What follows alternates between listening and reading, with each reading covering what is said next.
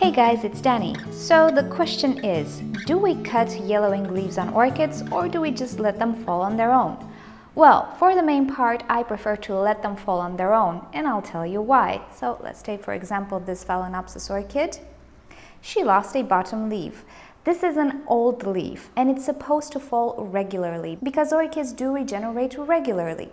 Now, since this is a normal process that the orchid is acquainted with, she's losing leaves in a quite smart way. If we look closer on this leaf, on the edge, we can notice that the edge is perfectly straight. Now, what the orchid is doing is actually sealing off this wound on its own. So when you let a leaf fall on its own, it will be completely sealed on the orchid, which means you will not have side infections.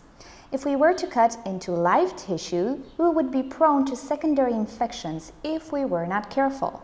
Now, secondary infections are not uncommon, I have to say. However, we do have a trick when we have to cut leaves as well. We just add cinnamon powder on the cut wound, and I have a tutorial on this in which I talk more about, so you can check out the description below to learn more about how to apply cinnamon to a cut wound. So for the main part, all orchids have this system of sealing off wounds on their own. So if we just let leaves dry on their own, can easily remove them and there will be no secondary infection on our orchid. However, there are times when we might want to use the scissors. In this case, I have some pretty ugly leaf tip burning. What I prefer to do in this case is actually cut into the dried portion, not into green leaf. I know most people like to cut into green leaf, but this is much safer for me. Now, I understand why you would like to cut into green tissue to make this orchid look pretty. Maybe you want to enter it in a contest. But if you don't, and you don't want to hassle with secondary infections, this is how I would suggest you cut it. Now, there are instances in which we do have to cut into green tissue, and this is when we have an infection spreading on the leaf. I do have a video about this and how to go about it, so check the description below again for the link if you're interested in that.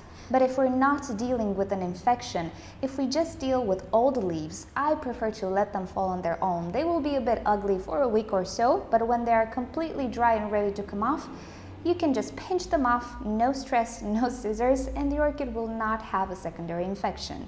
Okay guys, I hope you enjoyed this video and thank you for sending the question. If you have other suggestions or questions, just leave me a comment down below and I'll answer them in a video. Don't forget to rate this video below, and if you'd like to see more orchid videos, simply subscribe to my channel. I post on a daily basis. If you ever want to write me a letter or send me a plant to try to grow, you can do so at the address you see on the screen or in the description below.